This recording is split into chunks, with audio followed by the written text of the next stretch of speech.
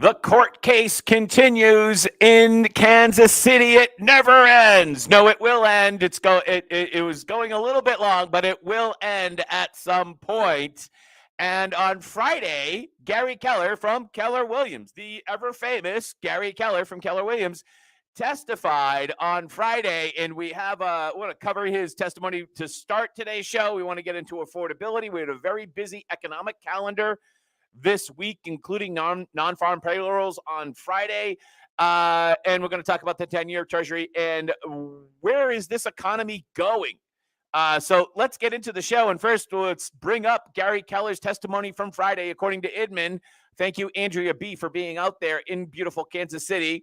In his testimony Friday, his first appearance in person, because there was a videotape testimony that he submitted earlier that aired on October 17th, the affable Keller. And this is probably the second time that Andrea has mentioned that Keller came across to the jury as a very likable person. Denied the existence of a standard commission and said real estate agents are responsible for setting their own compensation and receive what consumers are willing to pay. They're independent contractors, Keller said multiple times under questioning from his own attorney. So that's pretty interesting. Is it true that there's no, quote, standard commission? It seems to me as if there might be more like a standard range of commissions, but it is, negotiable. It is definitely negotiable. But when you look at the marketplace, you definitely got a sense that commissions are, 5%, 5 to 6% for residential properties on a regular basis, right? 5 to 6%. And while nothing comes down from a tablet from some mountain saying it's got to be 5 or 6%. It does seem to be the industry consensus, or maybe that's just the free market. Maybe that's just the free market saying that's what people are willing to work for, and that's what people are willing to pay. Maybe it's just the free market working. I don't know. You tell me. I guess that's what the whole court case is all about. Now, getting back to the Tom Ferry video, which keeps on resurfacing and goes exactly against what Mr. Keller said in his testimony, because in that Tom Ferry video with Mr. Dalton from Berkshire Hathaway, he said he'd never cut commissions, which sounds more like a conspiracy, right? So the video is back as a point in this case here. Also on Friday, attorneys litigating the case filed several additional documents. One of those documents was set of proposed jury instructions from the team representing Home Services, Berkshire. Their proposal would have the judge tell the jury not to consider the podcast video. That, by the way, Tom Ferry is now scrubbed from the internet, that were played to the plaintiffs in court. The instructions will also have the judge tell the jury to disregard various references to the Department of Justice. You see, the defendants don't want the Department of Justice references to be made to the jury, because the Department of Justice is probably even more harsh on the defendants than the plaintiffs. So, yeah, you don't want that if you're the defendants.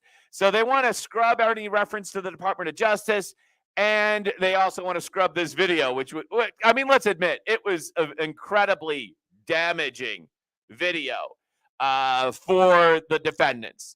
And all credit to the plaintiff's lawyer for somehow getting it in there. We'll see if it continues to be in evidence as part of the jury instructions. But of course, once you see it, you can't unsee it. So Inman ran a story over the weekend about what you should be doing as an agent and or broker. What should you be doing as an agent and broker? According to Inman, if you're an agent, you need to be creating content to communicate with leads and clients about the outcome of the lawsuit. No. No, you don't. At least not yet. Maybe sometime in the future, but not yet. Oh, why, Jack? Because we don't know what the outcome of the lawsuit's going to be. We don't know. So don't be wasting any time right now creating content about the lawsuit until the lawsuit is actually affects the rules and or the marketplace that you work in. Once it affects or will soon affect, once it's somewhat definitive, then you can take some time and make some content relative to that. But as you've heard from me before, what you should be doing from a strategic point of view, and I think making content about the lawsuit is more of a tactical thing, a micro thing. What you should be doing more from a macro thing is making content that's targeted at sellers. Targeted at sellers. And if you want to buy advertisement, you want to pay for attention, that's fine too. I would market it towards sellers and not so much buyers anymore. So if you're creating buyer-orientated content, I think that's a mistake in 2023, 2024, going forward. I think you'd be much better making seller-orientated content going forward. And then once this whole lawsuit settles out, then you can focus on making some content that explains the situation that way. Let's take a look at the upcoming calendar today. We basically have nothing on the schedule, but tomorrow we do have the Case-Shiller index, which I thought was last week for some reason, but it is in fact tomorrow. We also have consumer confidence tomorrow. The ADP employment number is out on Wednesday. That's becoming less and less relevant. We have the job openings report. That'll be very interesting on Wednesday. Construction spending also Wednesday. And of course, Wednesday is the decision on the interest rates. Everybody knows they're not going to raise interest rates on Wednesday. I think it's, what did we show that graph about a week ago? 85% of the market thinks rates are going to stay the same. And I think that will probably be the same. Powell will come out with another meaningless, we navigate under dark skies by the stars statement at 2:30 on Wednesday.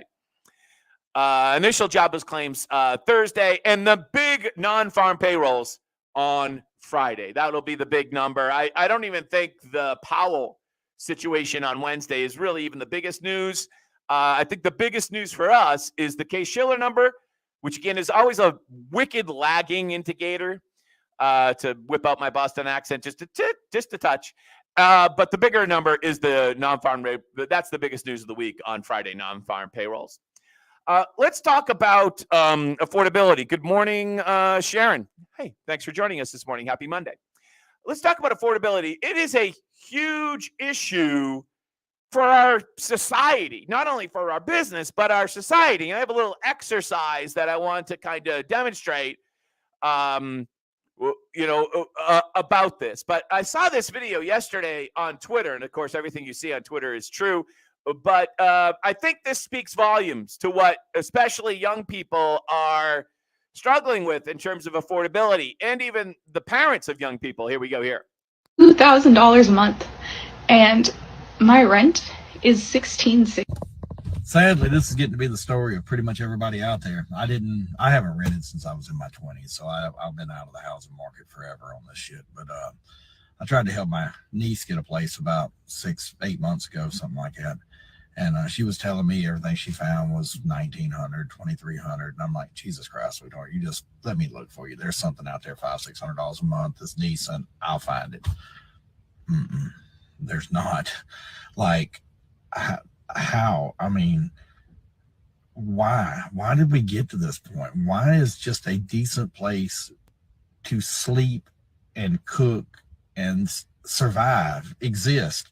Why is it $3,000, $4,000 a fucking month? I mean, it's ridiculous. Something's got to change. Otherwise, we're going to end up with half the country homeless. If you're in the real estate industry and you're not actually thinking about this, that's a real problem. I think you absolutely positively have to be thinking about this. This is another Twitter chart which shows the divergence between the price of rent and household income since 1985. And yeah, it's a huge divergence. You can see the trough at the late 80s, early 90s, where we had that recession back then. And then this is the dot-com bubble right here. Look at the divergence now. Holy smokes. Oh my God, look at that. And like the rent is goddamn too. What does that guy say? And right, look at that. Look at that. That is unbelievable. It's very difficult to rent. It's very, very difficult to rent where household income is basically staying flat, So, if you live in this type of society, and especially if you're a young person, my advice strategically to you, I hope my kids are listening, is to go into business for yourself as an entrepreneur in a no income tax state. Move to some place that is got internet, but a small town where the rents are fairly inexpensive, not big city rents. Because when you're on the internet, you can have an Etsy store and live in, East Jabip, and you could still ship, you know what I'm saying? Where you're not paying that type of outrageous money that guy was talking about in the video, right? And only by doing that can you really get ahead in this economy. And that's just the way I feel about it. Unless you have some type of specialized legal or engineering or medical degree or something like that, if you're going to college and getting your liberal arts degree, I just think you're making a big mistake in terms of affordability. And this is such a massive issue for our society. If our young people cannot feel that they own a stake in the society, that they actually can afford to live, that they can get by, what does that mean for us as the older generation? I had my birthday yesterday, so yeah, I am now officially the speed limit, at least in the eastern part of the country. And you start to think about, what are we doing for our kids that they literally can't afford to rent the same and have the same type of life that we did. It's awful. It's awful. So I know that extrapolating your own personal experience or anecdotal experience and making it a fact that's true across the country is not the best scientific or social science method. But I wanted to do that with you today. So back in the olden days, when I got my first job, my first real job in 1992. Where's my magic pen? Here it is. 1992, I got my first job at the Massachusetts State House, and I got my salary was $21,500. That's what I was making. And I want to show you how I was able to do this in 1992, but in 2023, it would be completely impossible. I got an apartment on Beacon Hill, which for those of you who don't know, is a really nice neighborhood in downtown Boston. You cannot get more downtown Boston than Beacon Hill at $575 a month. I talked them down. It was listed at $600, and I talked to my agent Mark. I remember we were standing in the apartment, and I said I could do it for $575, and he was like, "Okay." So for those of you who've never rented apartments, there's a fairly simple formula: is that you take the rent times 3 times 12, and that should be your income minimum to rent the apartment, to qualify for the apartment. So 575 times 3 times 12. In order to rent this apartment and get approved in 1992, I would have needed to make $20,700. Okay, so I was making just a little bit more than that. So I barely qualified, but I qualified. And it was helpful that this was also kind of a recession. 91 was a really crappy economic year, and I was renting this apartment in March of 92. So things weren't that great. Plus, the job that I had was a government job at the government office. It was literally around the corner on Beacon Hill in downtown Boston. So I was 22, 23, whatever I was. And so I was renting an apartment, living by myself in downtown Boston, in Beacon Hill, which is like the ritzy neighborhood where the billionaires live. I mean, there's a part of it that's more working class, the back of the hill, so they call it. But it was nice. Walk to work, nice neighborhood. Now, today, if we were to extrapolate this to today, let me bring this back up on the screen. Today, that $21,000, I went to the Federal Reserve Bank of Minneapolis calculator, which must be true. The Federal Reserve Bank wouldn't lie to us.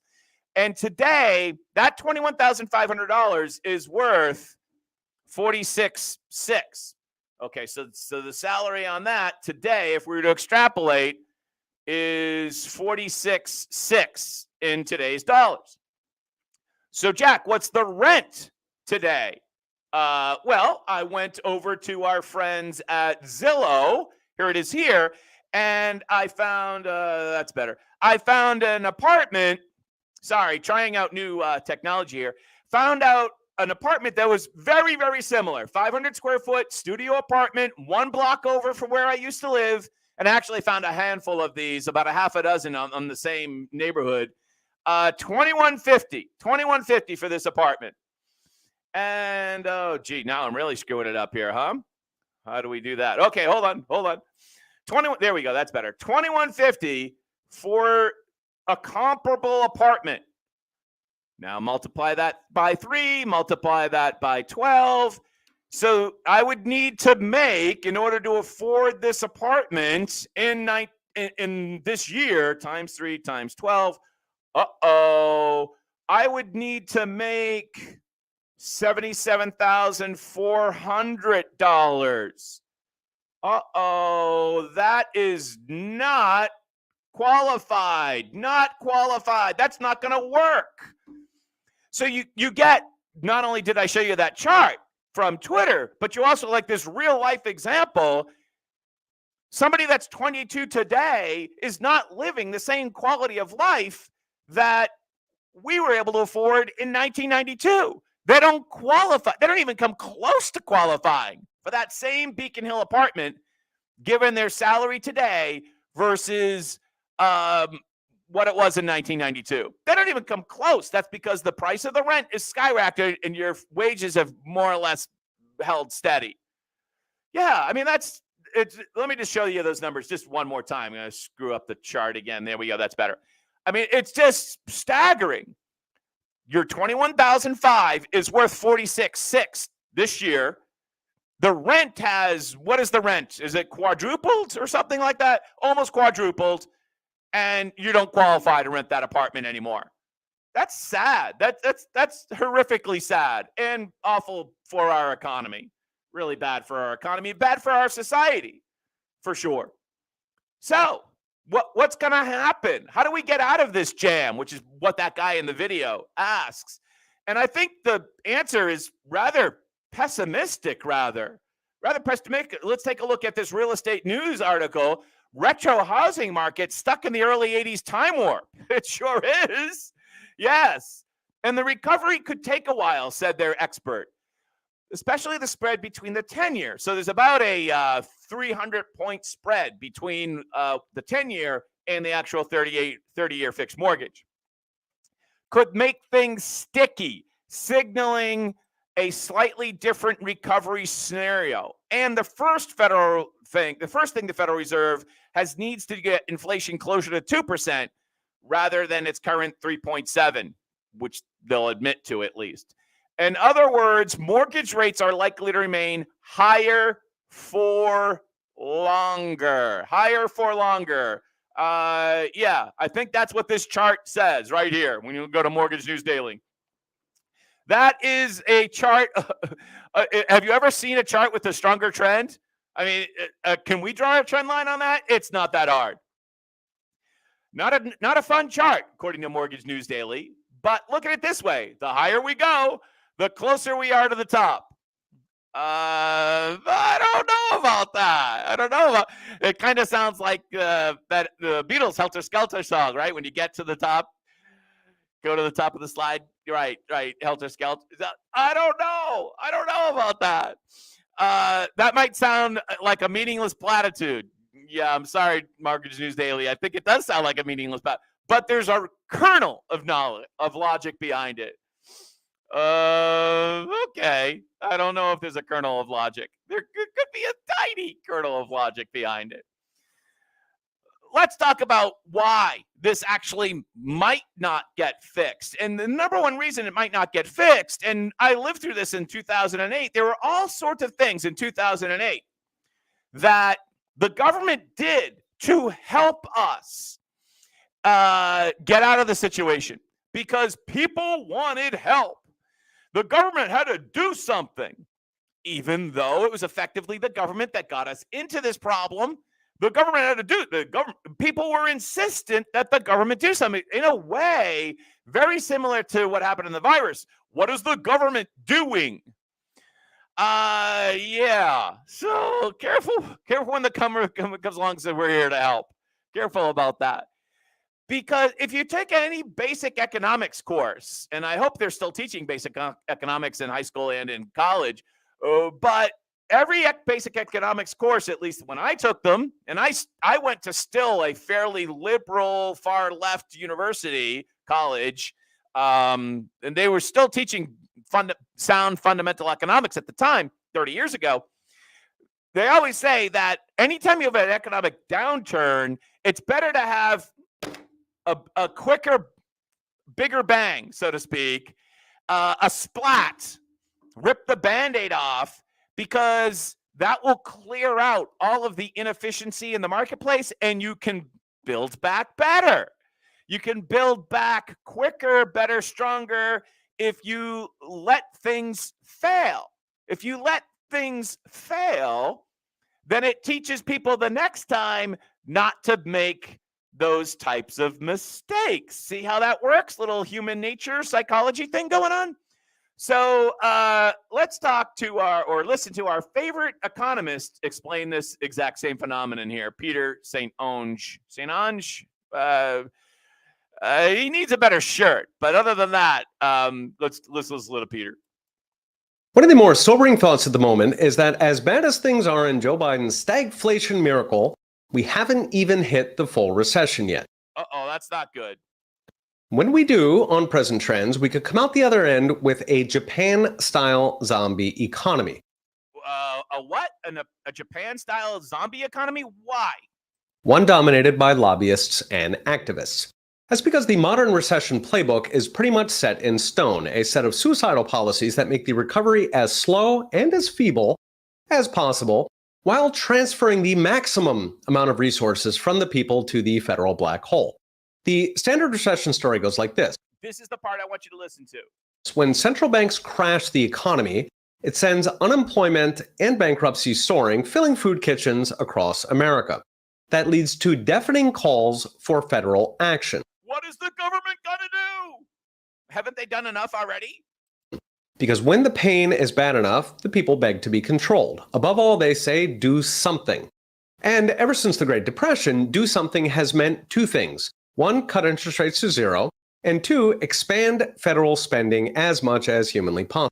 But when you do that, you deflate the value of the currency, which means that your interest rates go up eventually. The problem is both of these are exactly the wrong thing to do. They stop the recovery in its tracks and they permanently shift us towards a zombie economy. We never actually recover. Now, this is exactly what happened in 2008.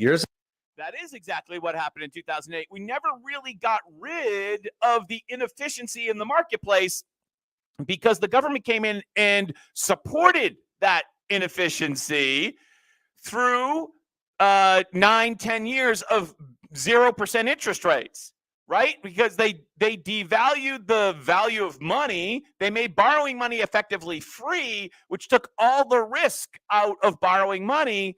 And when you take all the risk out of borrowing money, people borrow money and misuse it. But then that's subsidized by the devaluation of the currency as a whole.